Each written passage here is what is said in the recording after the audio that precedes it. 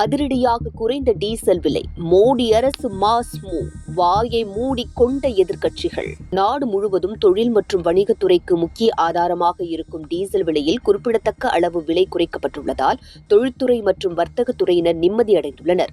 தொழில்துறை மற்றும் வர்த்தக பயன்பாட்டிற்கான டீசல் விலை லிட்டருக்கு 17 ரூபாய் 19 பைசாவாக குறைக்கப்பட்டிருப்பது பொருளாதார செயல்பாடுகளில் நேரடியான தாக்கத்தை ஏற்படுத்தும் முக்கிய முன்னேற்றமாக பார்க்கப்படுகிறது. கடந்த மாதம் உலகளாவிய அரசியல் பதற்றங்கள் காரணமாக எரிபொருள் விலைகள் கடுமையாக உயர்ந்தன.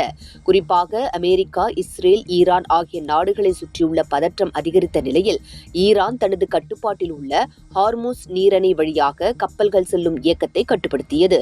இதனால் மேற்கு ஆசிய நாடுகளிலிருந்து இந்தியாவிற்கு வரும் கச்சா எண்ணெய் மற்றும் LPG விநியோகத்தில் தடைகள் ஏற்பட்டன.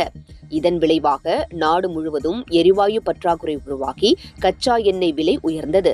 இதன் தாக்கமாக கடந்த மாதம் 20ஆம் தேதி தொழில் மற்றும் வணிக டீசல் விலை லிட்டருக்கு 22 வரை உயர்ந்தது.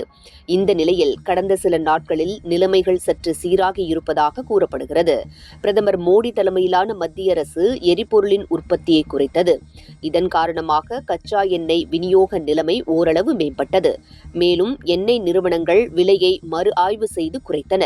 இதன் விளைவாக டீசல் விலை கணிசமாக சரிந்துள்ளது.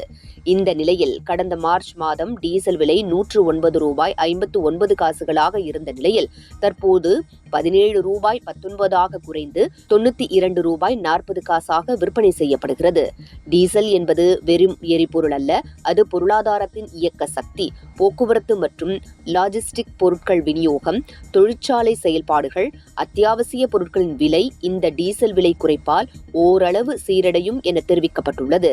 இந்த விலை குறைப்பு பல துறைகளில் நன்மையை ஏற்படுத்தும் என மத்திய அரசு தெரிவித்துள்ளது. குறிப்பாக போக்குவரத்து நிறுவனங்களுக்கு செலவு குறைவும், தொழில்களுக்கு இயக்க செலவு குறைவாகும், நுகர்வோருக்கு மறைமுக நிவாரணம் என தொழில்களுக்கு பிரதமர் மோடி தலைமையிலான மத்திய அரசு மீண்டும் உயிர்ப்பூட்டியது என்றால் மிகையாகாது. உலகளாவிய அசாதாரண சூழ்நிலையிலும் சரியான நேரத்தில் மத்திய அரசு மேற்கொண்டுள்ள இந்த கொள்கை நடவடிக்கைகள் விலையை கட்டுப்படுத்தும் என்றே சொல்லலாம்.